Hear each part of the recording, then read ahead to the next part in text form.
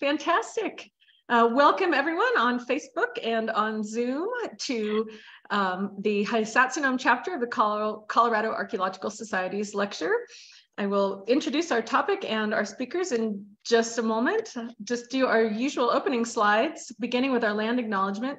The Crow Canyon Archaeological Center acknowledges the Pueblo, Ute, Paiute, Dene, and Jicarilla Apache people on whose traditional homelands our institution sits and upon which we work and reside. Our mission-related work would not be possible without Indigenous people in the past, present, and future, and we respectfully recognize and honor ancestral and descendant Indigenous communities for their contributions to all humankind.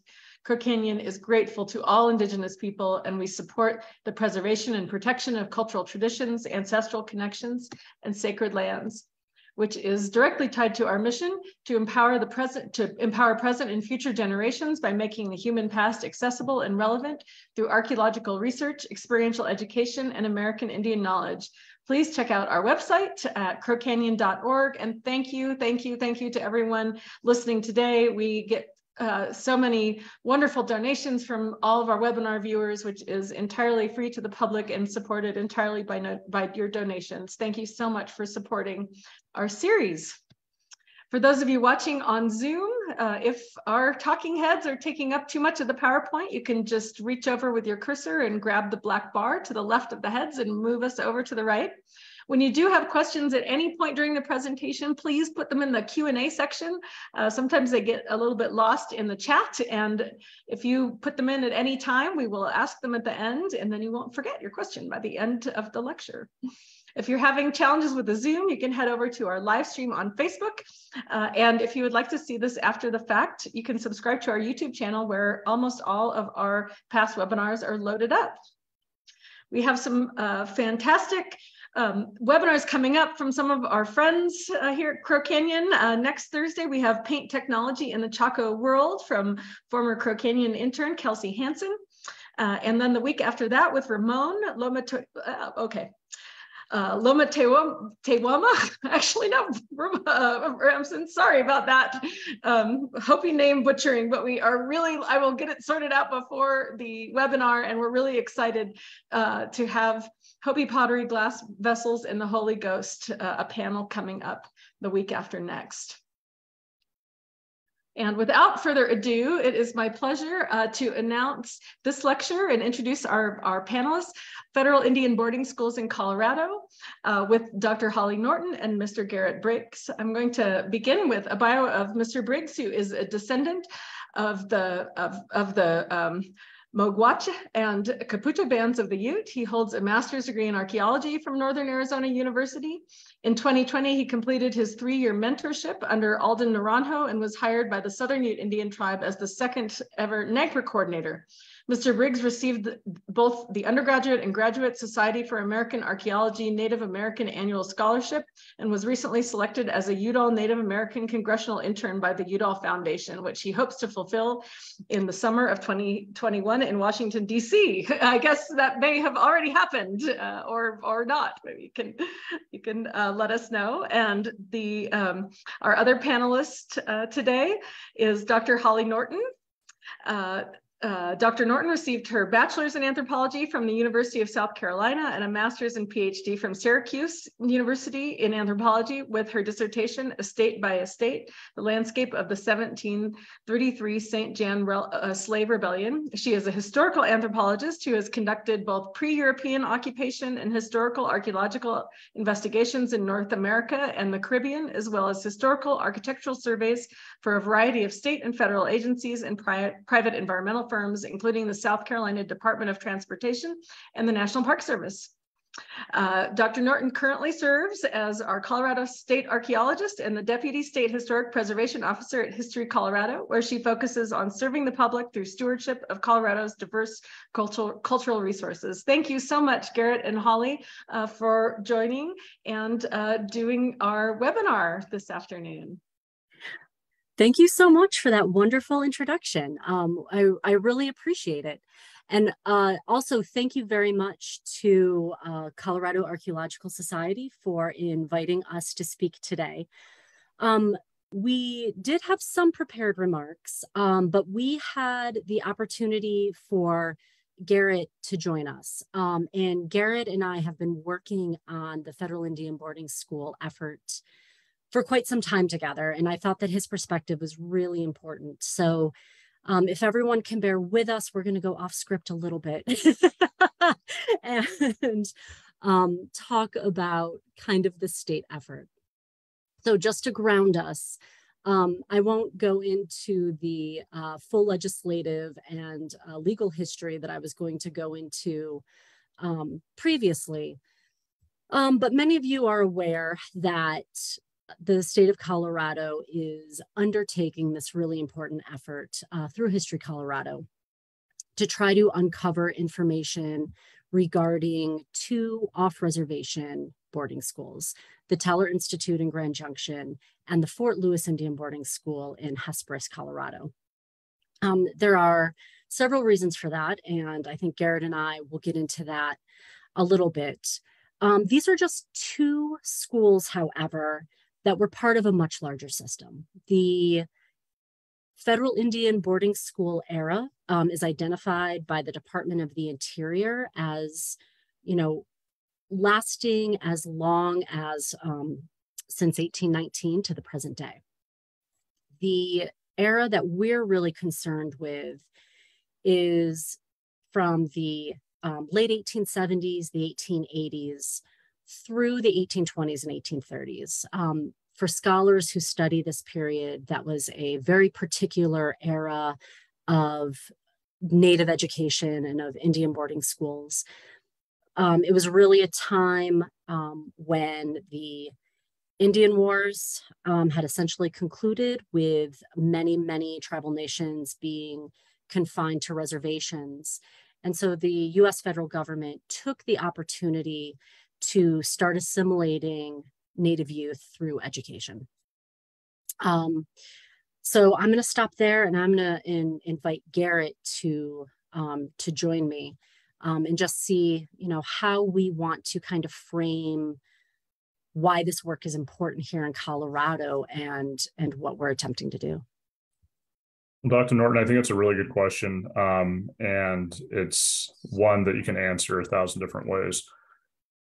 But looking at not only the impact on Indigenous communities directly by the decisions of the federal government to move in this direction through the means of forced assimilation, it's also important to look at the wider scope of the impact that it had on the world, really. Because if you look, for example, at when the Indian boarding school period or the Indian education initiative, I would like to say, probably began was, looking back in the 17th century, late 1600s, and looking at that in the scope of our neighbors up north in Canada, but then also looking at how some of these other instruments or approaches were used on a world stage with World War II. But it's very interesting because it is such a big topic within the Indigenous communities and across Indian country that is finally coming to light, and the conversations beginning to have a bigger impact on how things are done on a state level as well as on a federal level, which is really important.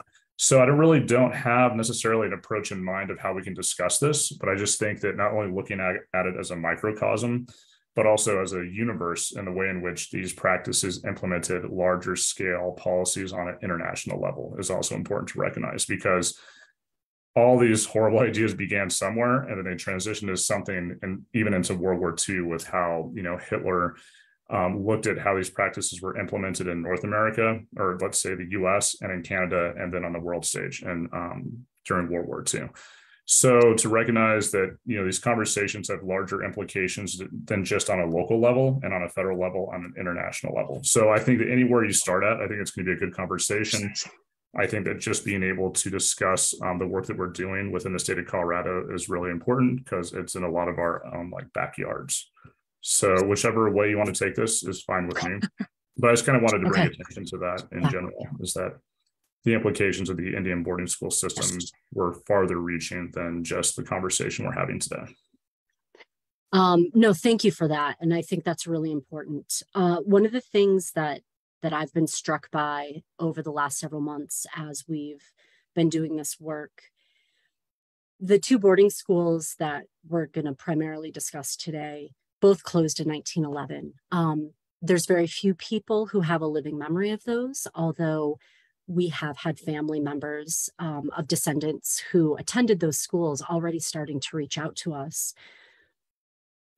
But there's a lot of Indigenous and Native people here in the United States who experienced boarding schools in later eras.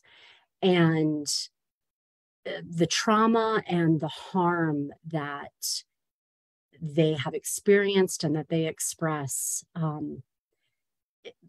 all these schools are connected. And I think even if there are points where we can't say, you know, this directly happened in Colorado, I think the fact that the system was here, that these larger policy decisions and bureaucracies existed around these educational systems is really important in acknowledging how and why these harms occurred to people decades later who are still living with the consequences of that. And it's really heartbreaking to hear the stories from some of these folks, especially some of these elders. And, you know, really this effort right now, we're really tasked with finding information and uncovering different aspects of the history of this.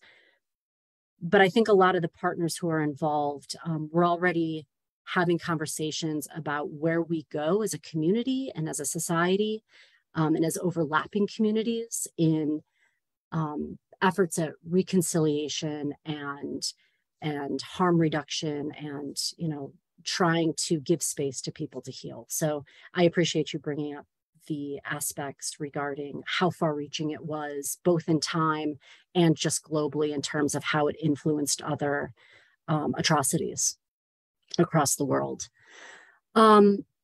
Maybe what we can do then is I've got a very simple PowerPoint. I don't speak off of PowerPoint a lot, so there's not a ton of text on some of these, but we can kind of start going through it and then really pull out the pieces that are the most important.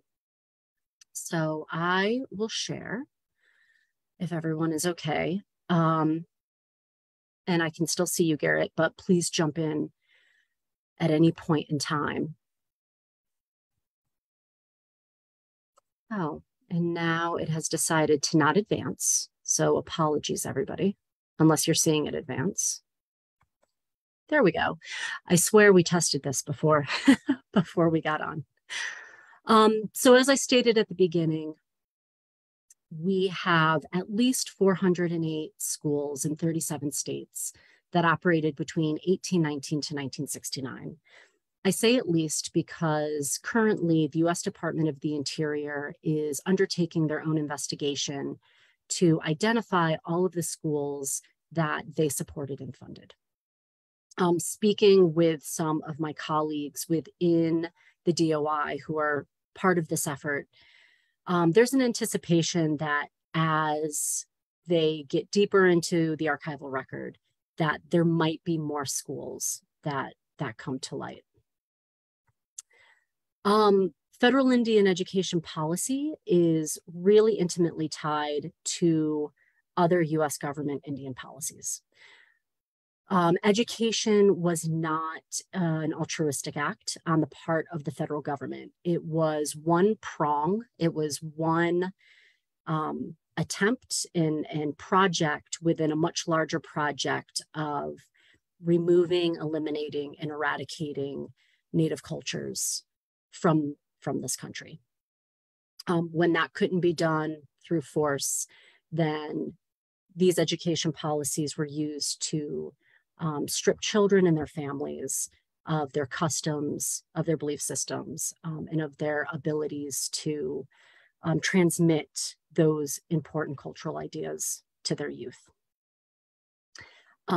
We don't have to go into this very deeply, but as Mr. Briggs said, it goes all the way back to the beginning of the federal US government and the creation of the War Department in 1789. Education was a theme throughout a lot of federal Native American Indian policy throughout the 19th and into the 20th centuries, including with President Jefferson, with Monroe's Civilization Fund Act in 1819. This is where the Department of the Interior really sees these federal boarding schools beginning.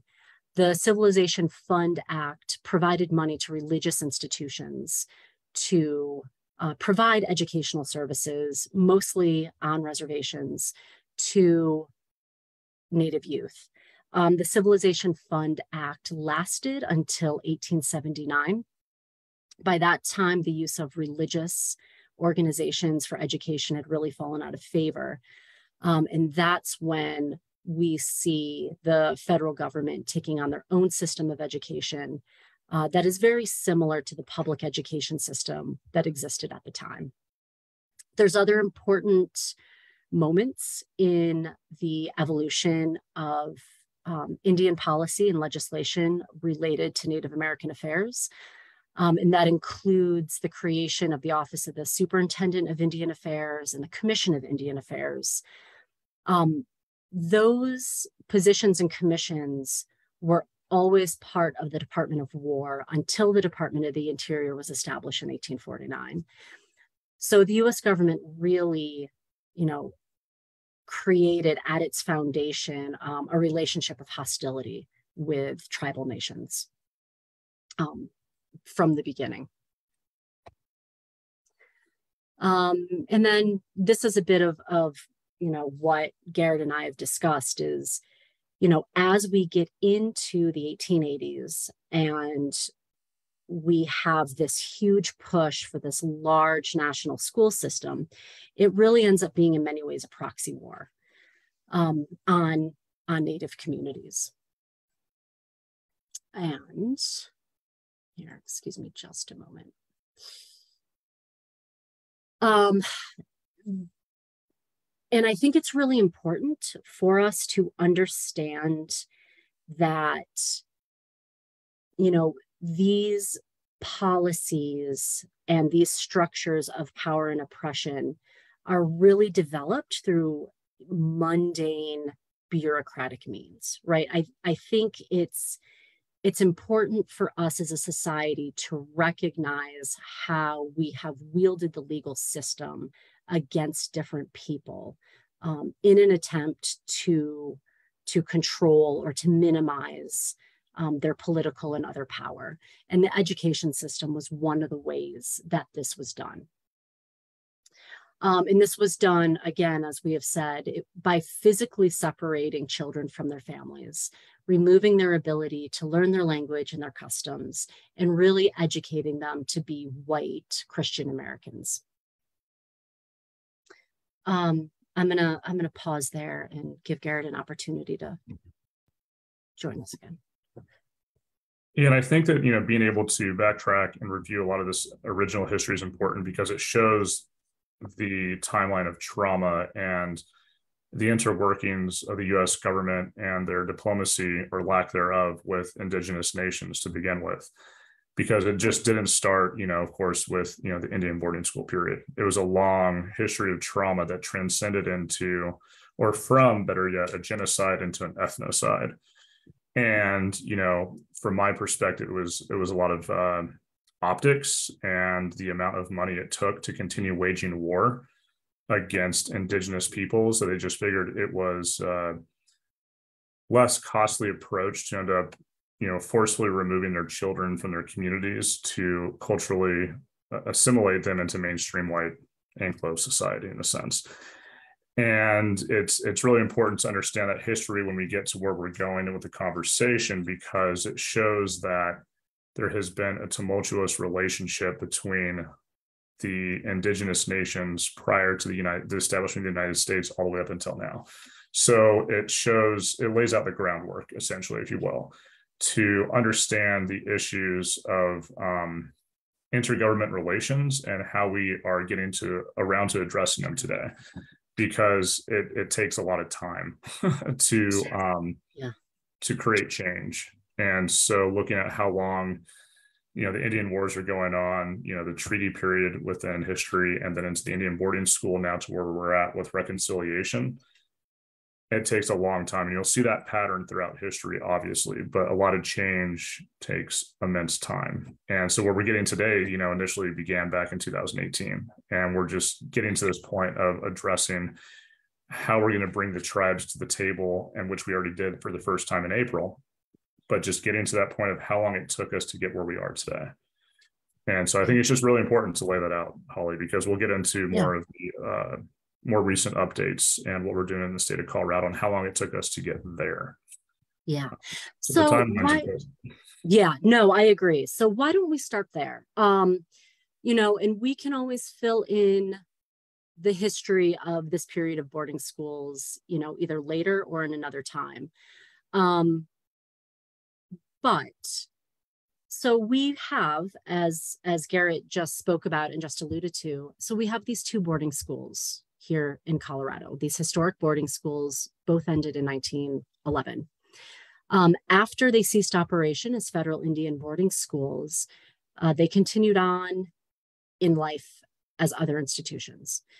For the Teller Institute in Grand Junction, they became part of the Colorado Mental Health Agency, which today is the Colorado Department of Human Services, CDHS.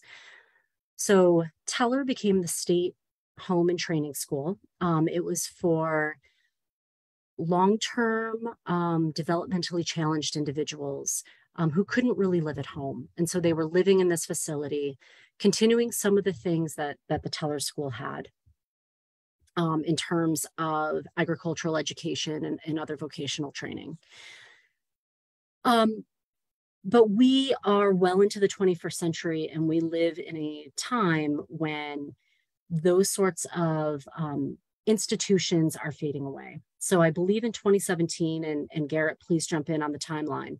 In 2017, the state legislature passed a law to sell what is now called the Grand Junction Regional Center, where the Teller Institute used to be. The history of the Teller Institute, or at least its existence, it was never completely unknown, but it's very much an ignored history, which, I think is a really important aspect of not only this conversation, but a lot of conversations about uncomfortable and dark periods in American history. They're never completely forgotten, but they're definitely not discussed and they're not talked about. So in 2017, when this law was passed, we were really fortunate to have a professor at Colorado Mesa University, Dr. John Seebach, who came forward and was like, no, you guys have to hold off on this. This place used to be a boarding school, and we need to, make sure that we're acknowledging that history and that we're acknowledging potential cemeteries or burials of students who attended. And Holly, the one thing I'll step in and say really quickly, and you're absolutely right, you're getting into the transition of discussing how Dr. Seebach reached out to the state and a handful of tribes. And so that was actually back in 2016 when that House bill was originally passed. Senate bill, and that was 16178. And that is when the state first made known, I guess, on a legislative level that they were aiming to vacate and then basically sell or dispose of the land. And in that original Senate bill, there was no mention of the history at all. And of course, as you can imagine, if you have any wherewithal within legislative processes, a lot of times where specific bills, House or Senate bills originate are on a regional level or even a state or city level, and their representatives help draft those documents. So as you mentioned about the fact of not having this as maybe a keystone moment within Grand Junction's history, it would be hard pressed to say that a lot of the people who are authoring these bills, that their constituents weren't saying things along the way, or it didn't come up in conversation, but it was never formally addressed within the Senate bill. So that's interesting because the lack of knowledge around this specific period in history. And to be quite honest, growing up in Albuquerque, New Mexico, I knew about the Albuquerque Indian School because there's still a road called Indian School. And I worked at the IPCC, the Indian Pueblo Cultural Center. So it was right across the street. So I knew about AIS and I knew about Fort Lewis. But when Dr. Seebach reached out to our office back in 2018 in April, Yeah. I had no idea that Teller Indian School even existed, let alone, well, I did know that Southern, of course, boarding school existed. So there's a handful, but I had no idea about the one in Denver that they identified on that 5 in the list, but also Teller Indian School. I had no idea.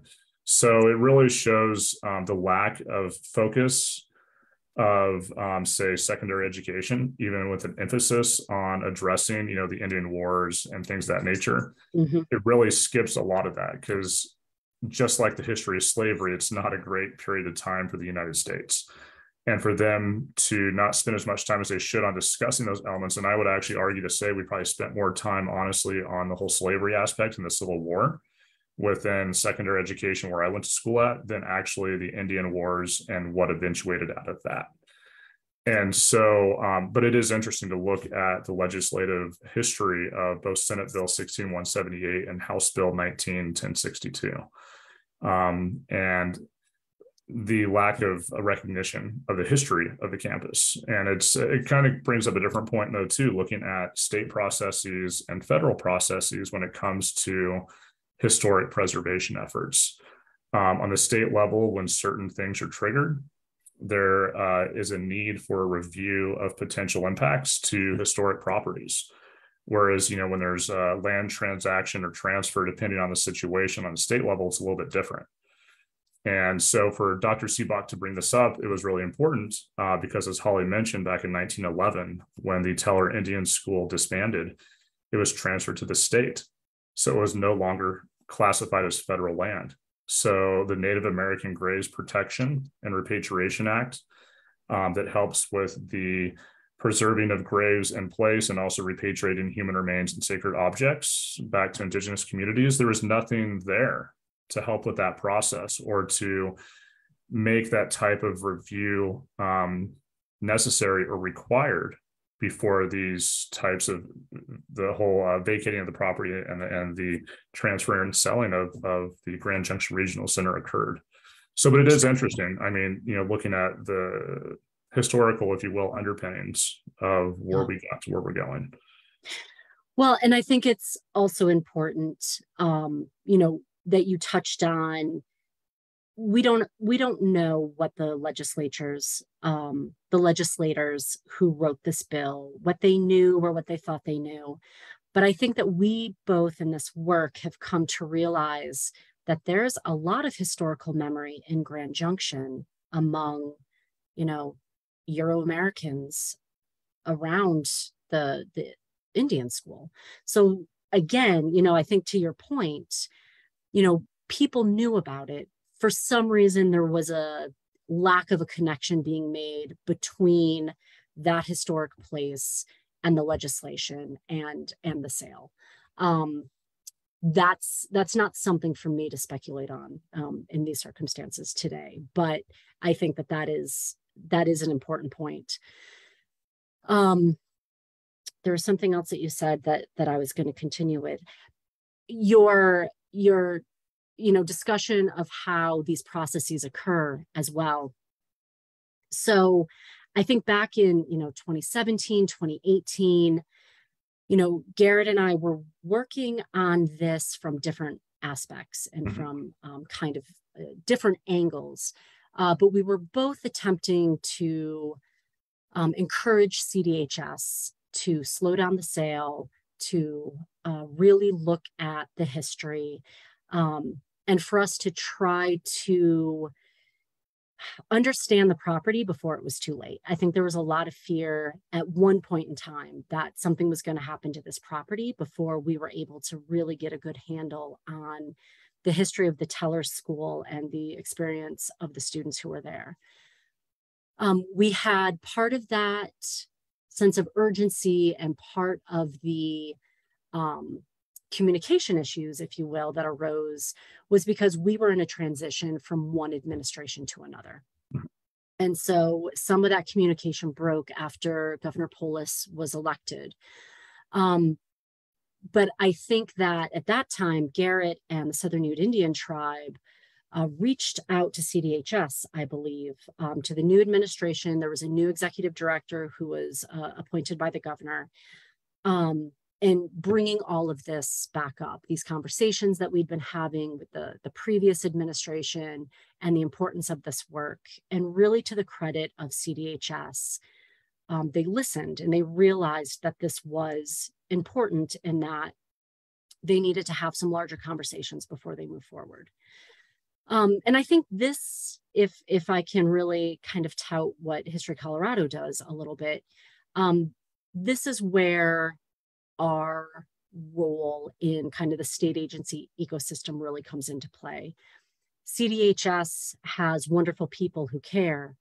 None of them are historians or archaeologists or cultural resource professionals who work within this kind of historic preservation realm. And so in some ways, it took them a minute. It took them a minute to catch up and to figure out all the different facets. CDHS established a task force during COVID, I believe, back in January of 21. And we met monthly. And some of us were meeting bi-weekly with different folks at CDHS, I feel like, through November of last year. Garrett and I were both on that task force. And when that concluded, the agency really had a better idea of how to move forward with a historical situation like this. So it was out of that task force that, we recommend formal tribal consultations, that it was recommended that we actually do historical research, remote sensing research, so that we have some data and information so that we can then come back together later to make decisions about the property, knowing what's out there or what's not out there, or how the history of this place impacts the local Native community and the statewide.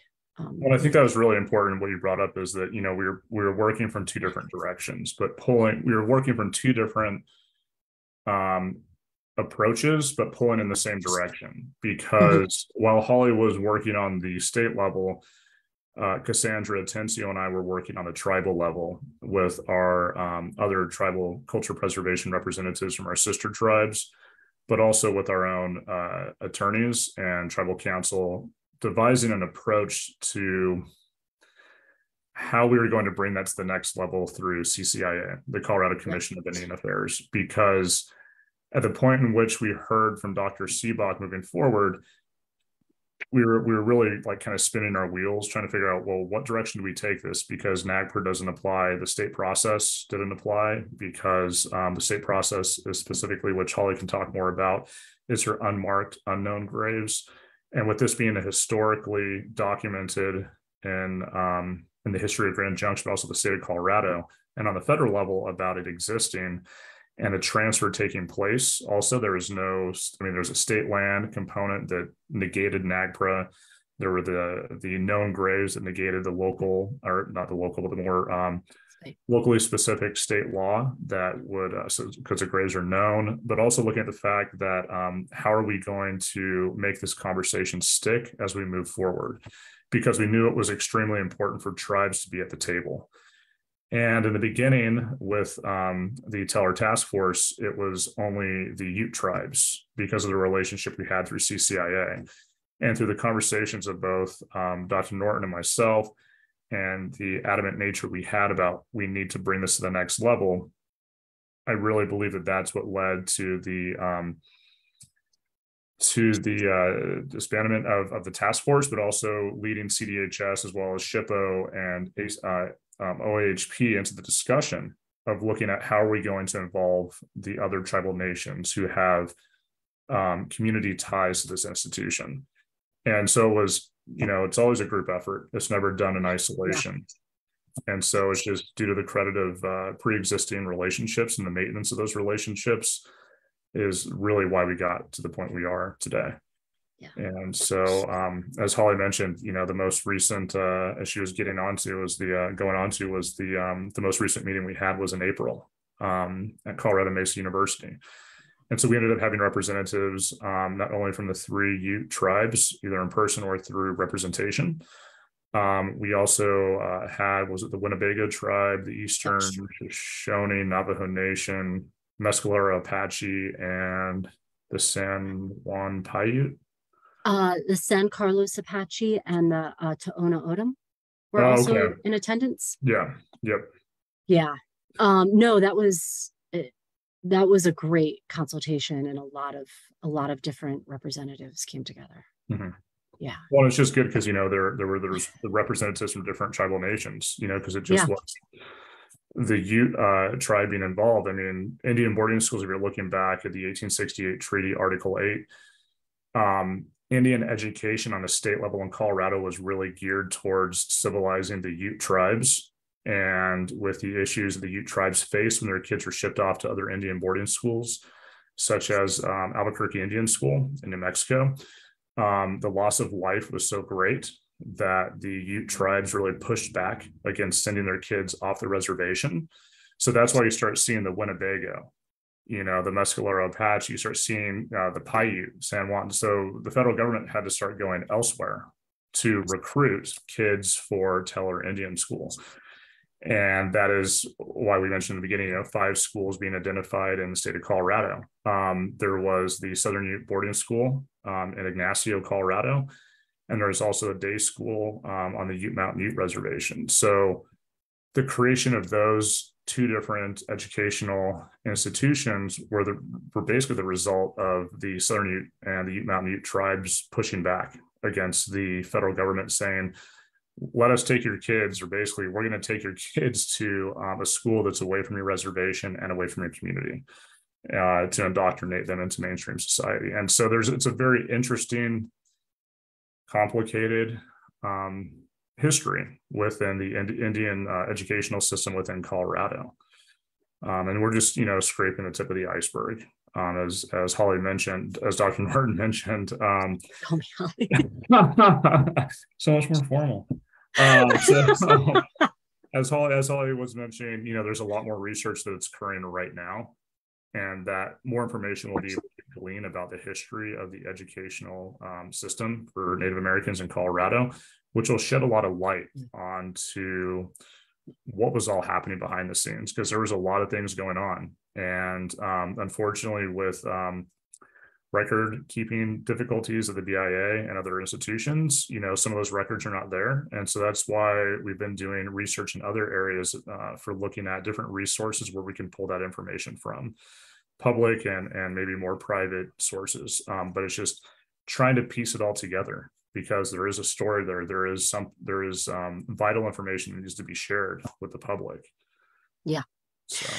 So let's, if you don't mind, let's touch on that a little bit. So we've had this work with Teller, the Teller Institute, going on for several years, but it's really only been going on in earnest for like the last 1.5 to 2 years. That's really when we've gotten the bulk of our, research and our consultations and kind of our grasp of the situation under control. At the same time, Fort Lewis College has really been working on their own aspects of their history. There are some amazing professors down there. And in fact, at the end of this PowerPoint that we're probably not going to get through, there's a link to a webinar that Dr. Majel Boxer gave for the Borderlands series for History Colorado in 2020 on the Fort Lewis Indian Boarding School. She's really done some incredible work, and I highly recommend that webinar to understand some of the lived experiences of the kids there. But as that work was going on, the leadership at Fort Lewis, the leadership at Southern Ute and Ute Mountain Ute, and at CCIA really recognized that the state had an important role to play in this. And so they drafted an important piece of legislation that we're really working under right now, House Bill 221327, which is the Native American Research Program. And it directs History Colorado to collect a lot of information over this next fiscal year, which ends in June, around the same questions that we had with Teller. You know, what was the lived experience of these students? Did any students perish at the school? And if so, can we identify where they are? You know, those are really the foundations of our questions. But these schools, you know, lasted 20, 25 years, respectively. Neither school was ever very huge. It was never as large as some of these other, like Carlisle, which was the flagship institution, which had just tens of thousands of kids go through it in its operational existence. But a lot of children did, and a lot of youth did. And, you know, their stories have really been hidden and disregarded in ways that other stories haven't. So now we're working to also try to gather a lot of information on Fort Lewis. And so there's kind of these two similar paths of research that are going. The timing and cadence are slightly off, but we have put together these pretty large teams of subject matter experts who are doing or will be doing remote sensing work at both schools, as well as just this immense archival project. So unfortunately, you know, what these superintendents and these school officials wrote down, and then what the state or federal officials decided to keep from those documents is not always what we want to know. And so there's no like ledger for us to go to. There's no one, you know, Rosetta Stone that answers all of our questions on these issues.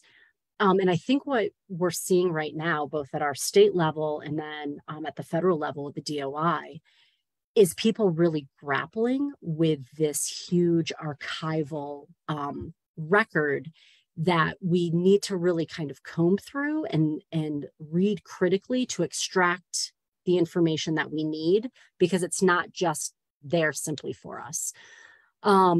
So we have really looked at a lot of the state archives already: History Colorado, Denver Public Library, state archives, CDHS had some internal archives. Mr. Briggs is looking at some more local and regional archival records. Mm-hmm. And then we have a large team of folks who are heading out to DC next month. And, you know, we're going to try to get into the federal records that are related to Colorado. And part of that is not just extracting that information and bringing it home, but we're also trying to create mechanisms so that we can digitize all the information that we see and that we can make it accessible to the tribes, to citizens, to descendants of students who are at these schools, so that we're not gatekeeping that information. Mm-hmm. And that they can have access to learn about their families and their ancestors' experiences in these places.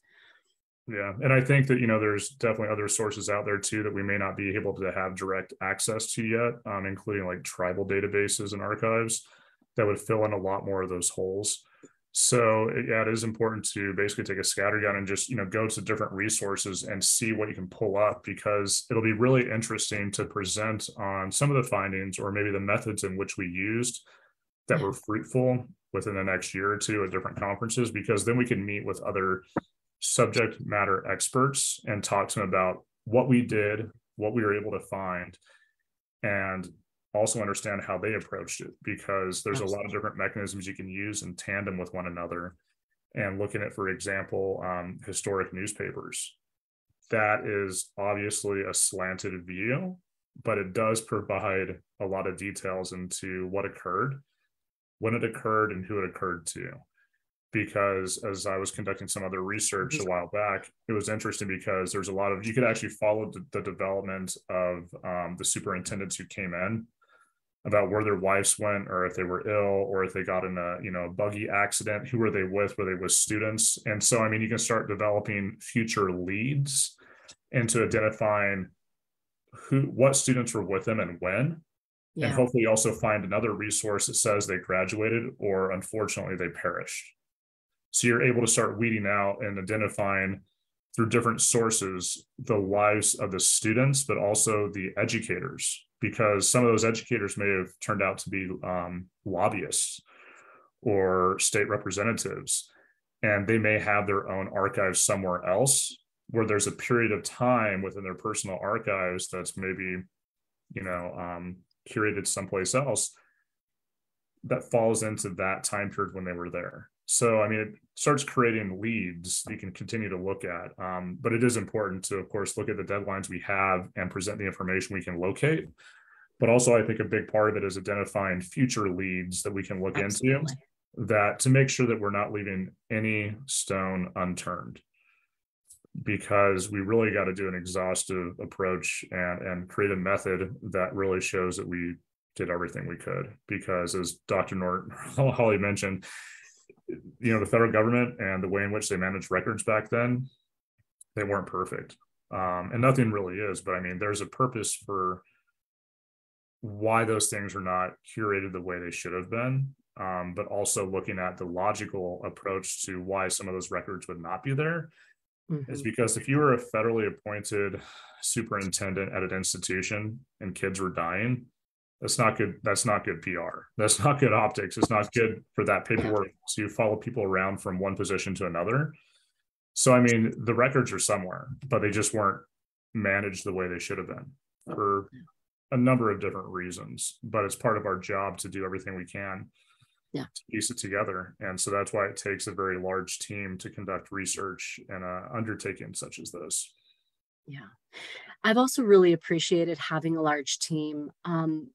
We have a lot of smart folks who are working on this and a lot of people who are really passionate and dedicated, but we all look at things differently, right? And I think you really see that in this, and especially when we're really trying to read official documents between the lines, or trace people through newspaper articles that may or may not even spell their names correctly. Oh yeah. Like it takes all of our brain power to kind of put this puzzle together.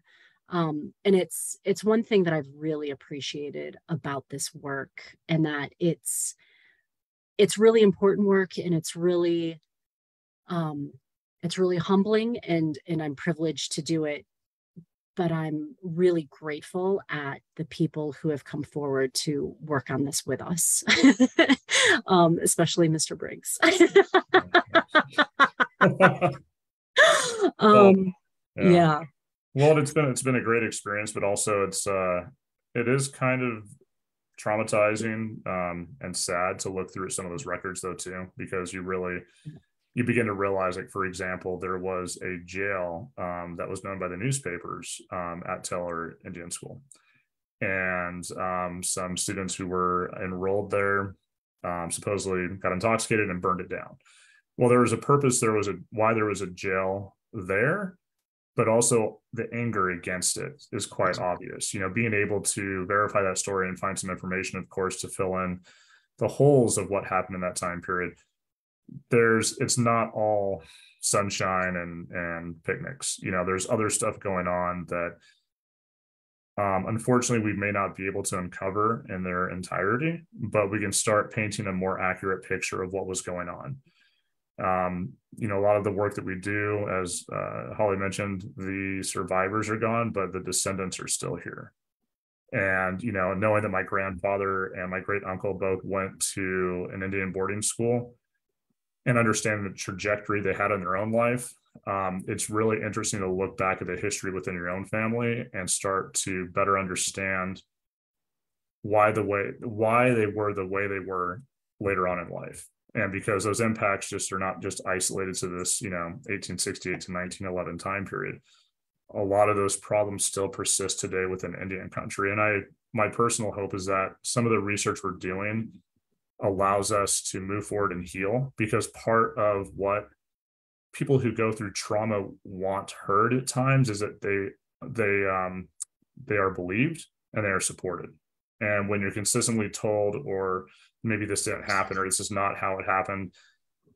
You go through those phases of acceptance and in the way in which you can heal. So if you have somebody who can listen to you and understand, in fact, this did happen, and these are why we still have some of the problems we still do today, then there's a mechanism for being able to move forward, but not forget, but continue to move forward in a better way, into a better direction. And so that's, some of my hopes of doing this research is being able to give the voice to the voiceless, but also being able to create a mechanism where healing can occur and a transition can take place. I think because that acknowledgement that people really experienced something traumatic, one of the messages that I want to take through all of this effort is that we potentially may not have the discoveries that we're seeing out of Canada, or we might not have the magnitude of discoveries that we're seeing out of Canada.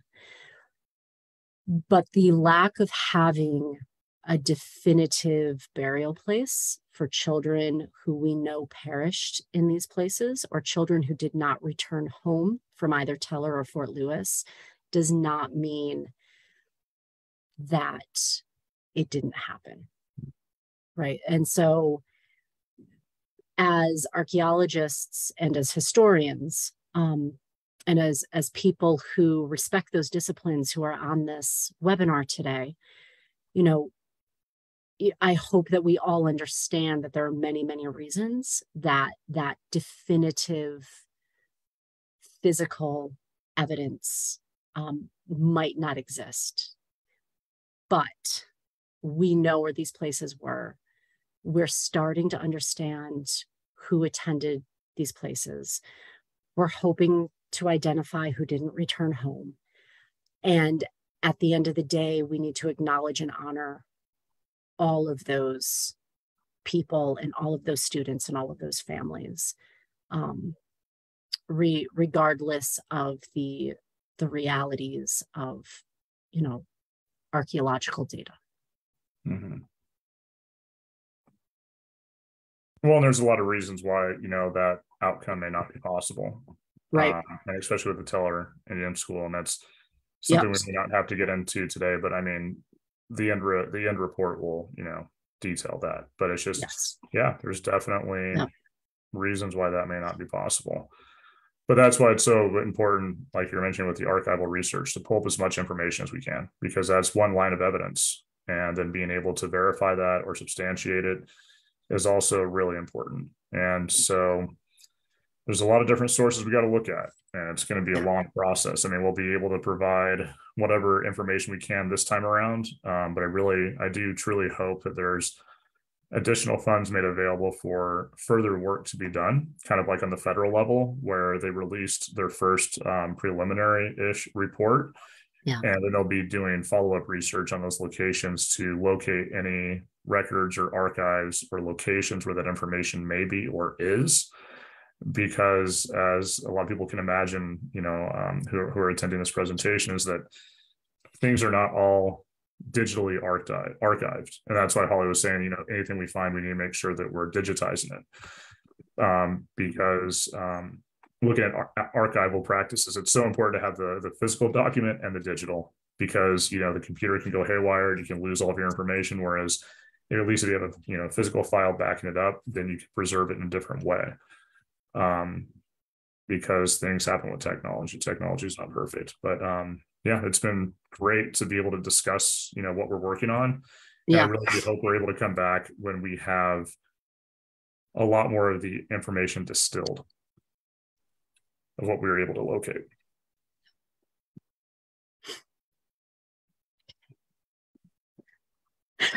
Maybe you have some questions, perhaps. I was looking at the time and I was like 4:55. I was like, wow. I mean, I think all of the participants and I have been wrapped with your discussion, and thank you so much for the back and forth between the two of you, and your sharing your work on this it's just been astonishing, painfully eye-opening in a lot of ways. And we do have some questions coming in from the audience that I did want to give some preference to.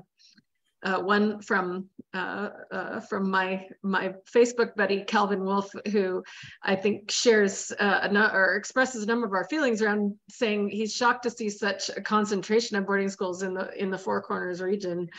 And the way Calvin put it is, "What's that about?" But I was wondering, is there some greater right? There's some context for those of us who are living and working in this region that are surprised by some of this in this area. Yeah. Well, New Mexico has 21 federally recognized Indian tribes, 19 Pueblos, 3 tribes.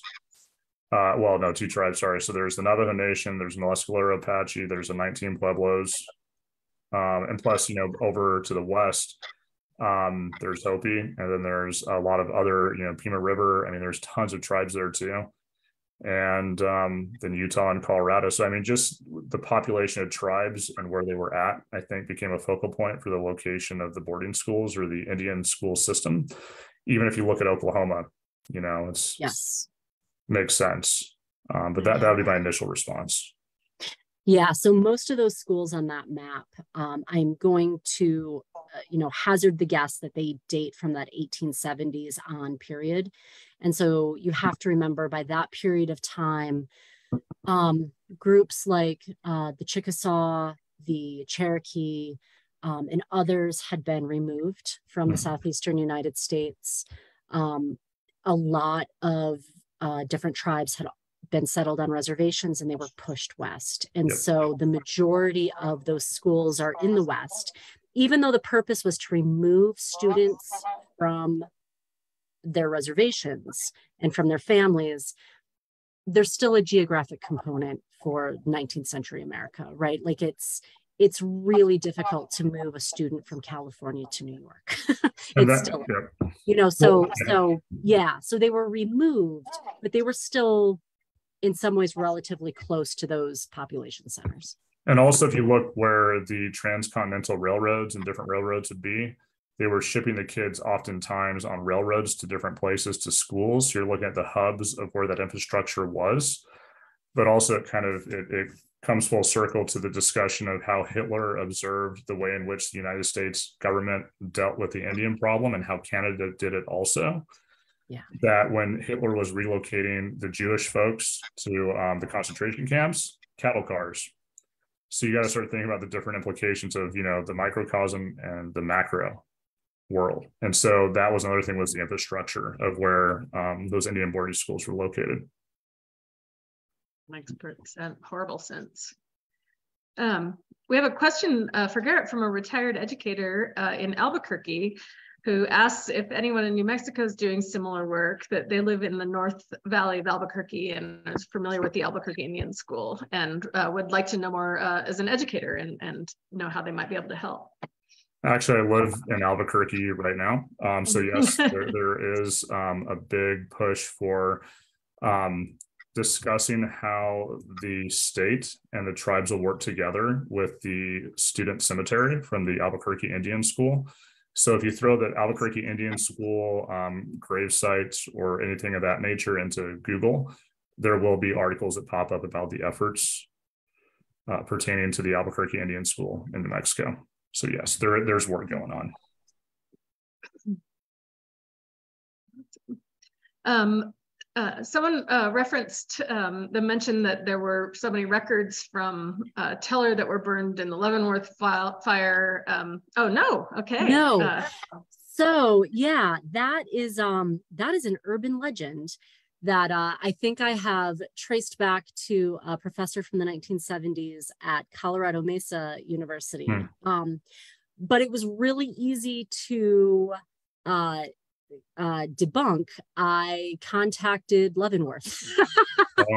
So those records were never at Leavenworth at all. And there's different places, and I'd be happy to tell people where we think the records are. But on top of that, there was never a fire at the National Archives in Leavenworth. There was a local fire that occurred that destroyed their county records in the same city, but it never spread to the National Archives. So Not entirely sure how that came about, but I know it keeps being repeated, but that is not true. So, which is happy for us. Yeah. Thank you, Holly. We love to debunk urban legends on this series. That's and change misrepresentations and all of that. So fantastic. We have an attendee who asked, is the program you're working on, is this currently a national U.S. program? Mentions that they've also been suspicious of the number of runaways in historic 1800s records. Oh, yeah, the runaways thing, let's come back to that. It is not a national program. So this is very much just the state. We, you know, and I'm here as a representative of the state of Colorado. Multiple agencies and departments and universities really identified that this was something important for us to grapple with. And we started this work kind of before it became so visible last year with what was coming out of Canada. The DOI, as we said, is working on their own effort to kind of identify their records. You know, they're really in the midst of even identifying all of the schools that they supported so that they can move forward. Secretary Holland has been doing listening sessions around Indian country, particularly in places like Oklahoma. So far, we don't have a tight relationship in terms of the research. We are in communication with some of the folks, but everybody's really grappling right now with how we're moving forward. And so we're having conversations about what that future relationship might look like. But right now we're doing our own efforts, and hopefully funding and resources would become available from the federal government in the future, but we're not going to wait on it. We're going to see what we can figure out right now. Oh, that's fantastic. We would love to see it be a national program too. I know we are right a little bit over time, and I want to be respectful of your time, but I do want to say we, by popular demand in the chat and the questions and from us at Crow Canyon, we will probably, well, I want to express our gratitude to the Hisatsinom Chapter for bringing you both here, and we would love to reach out and see if we can continue the conversation and maybe follow up with you as your research progresses, and here at Crow Canyon, maybe get some discussion and some advice from you on what can archaeology do to further social justice for Indigenous people and communities, and we grapple with that with respect to pre-colonial archaeology. Obviously, the work that you're doing in historic archaeology is so much closer and more poignant, yet doesn't necessarily need to be given the challenges of pre-colonial archaeology as well. So grateful to you for your incredible work, and we'll reach out to see how we can support you, and hopefully have you back. Okay. Yeah, thank you so much for inviting us today. Thank you for indulging us in our a little bit off the cuff conversation. I think it was probably way more interesting than the boring PowerPoint I had going on. So I won't speak for Mr. Briggs, but I would love to come back and give you guys updates on our work and have some of these other conversations. I think they're really important to our discipline. And absolutely, you know, if we're not engaging in social justice, what are we doing? Why are we bothering? So exactly. No, I agree. I agree. And I'd love to be involved in any other future programming, but I will make a point to bring Cassandra on. I'll give her a little shout out. Cassandra Tencio. She is the new Tribal Historic Preservation Officer for Southern Ute Indian Tribe. I am no longer there. I took a new position. That's why I'm in Albuquerque. But I'm still finding different avenues to be able to help out with this project and others. But I will do my best to get Cassandra on here as well. Perfect. Thank you. Thank you both so much. And we will be talking to you soon. Look forward to it. Thank you so much. Thank you. Okay.